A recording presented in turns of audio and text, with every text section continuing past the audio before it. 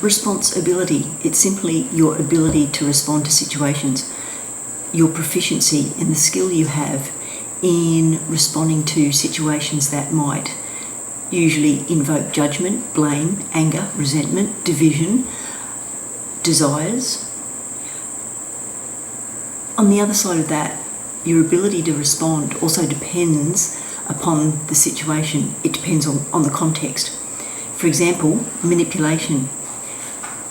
When you're unaware that you're being manipulated, when you're unaware that things have been artfully designed to have an unfair outcome, then your ability to respond is completely diminished.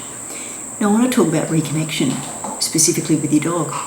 When you're reconnected with your dog, you're able to step into the present moment, and that is essentially on the Hawkins Scale of Consciousness at a level of 250, which basically means that you're in a state of being where you're not judging, you're not blaming, you're not feeling resentful, you don't have a need to feel right, your ego is not in play, and so you can see how your ability to be manipulated is diminished. Now I want to talk about some really big manipulations of the past, well, going back thousands of centuries to recently. Let's think of the events of November 1963. The events were manipulated in context to exert coercion and fear. Fast forward to November 2000. The US elections, if they had gone a different way, maybe the events of September 2001 may have not occurred.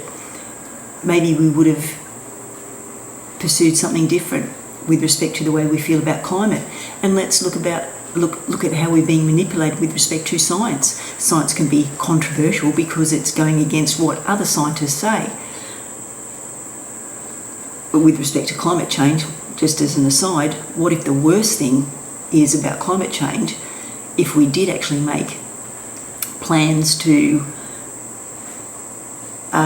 consider the environment in that direction, what if the worst case scenario was that we were wrong? That climate change wasn't actually occurring as some scientists think it may be occurring. What if the worst case scenario was that we were just wrong, but we still would have put in safeguards 30 years later instead of the manipulation and the suffering that we are enduring across the world with respect to weather events, devastating fires, floods, cyclones, tornadoes, those sorts of things. Even as recently as March 2020, we all went through that period of coercion and fear where one lot of science was censored so another science could pervade through coercion and fear and even outcast people if they weren't agreeing to be manipulated. So we can see that the suffering with respect to the manipulation within a particular context can be extremely devastating. Even the events recently in September 2025, we can see what is happening right in front of our eyes, yet there apparently seems to be no straightforward resolution to who was actually involved. We think about the events of 2001, September 2001. If we think about the geographical location of around about almost 3/4 of the players of that tragic event, where they were from geographically, and then we see, fast forward 30 years later, or 20 years later, fist bumping with particular world leaders, it doesn't make sense. So why am I talking about our ability to respond and then talking about world events and the system that we live in? Well, I'm talking about this because I want to starkly contrast that with the state of being when you are reconnected with your dog. When you're reconnected with your dog on the Hawkins Scale of Consciousness, you are at 250, which is neutrality, which means you then opened up the gates to higher levels of consciousness. And I'm not talking about any outlandish, unscientific principles or religions or belief systems. I'm talking about the inherent lived experience when you reconnect with your dog. So when we feel manipulated, we can understand what suffering we're going through.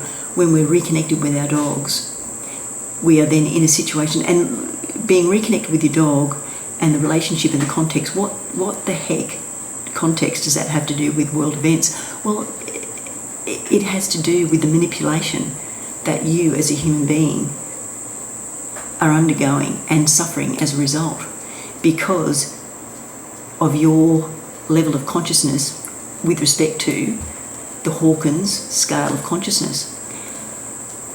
So if we consider most of the population is sitting around about, the world's population is sitting anywhere from 150 to 175 below that, and they're in the fear-based levels of consciousness.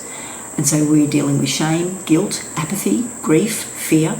We can see how all of these things, even desire and anger, we can see how all of these things affect our lived experience, but also the lived experience of our dog, our human family, the wider community, other humans, other species on the planet, and the planet itself.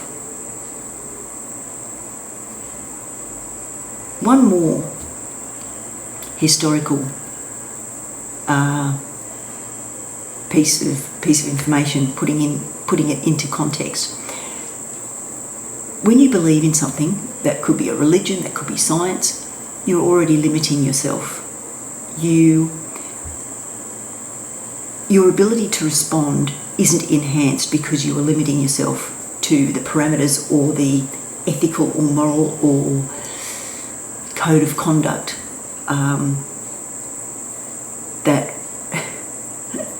really is quite ironic when we consider the code of conduct in some of our religious organisations and foundations, and the manipulation that has been attributed and performed and demonstrated under the guise of religion. What I'm doing is I'm not pointing out, and I'm not saying that anything is wrong, I'm just saying that on the scale and the level of consciousness, we can see that all of these things are manipulating us, which then increases our suffering, increases the suffering of those around us, and as I mentioned, that chain reaction for everybody on the planet and the planet itself. When you're reconnected with your dog, the lived experience that you have lifts you up to neutrality, the state of being where you're not judgmental, you don't look for conflict, your ego is diminished, and you're wanting to reduce the suffering, not just of yourself, but of your dog, of other humans, and other species, and the planet itself.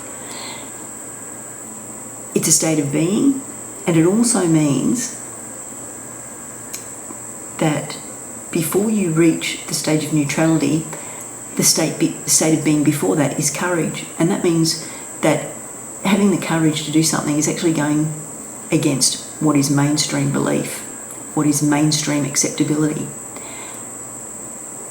So if you feel that your lived experience, whether that's in your work life, your worshipping life, your general life, even training with your dog, if you find that you are suffering in that respect, then I would simply urge you to reconnect with your dog and lift yourself up to that state of being, of neutrality, that state of peace where you are opening the doors to higher levels of consciousness, your ability to be able to then be willing to be able to accept, and also to be able to see a higher intelligence and gain wisdom from that new level of consciousness and understanding.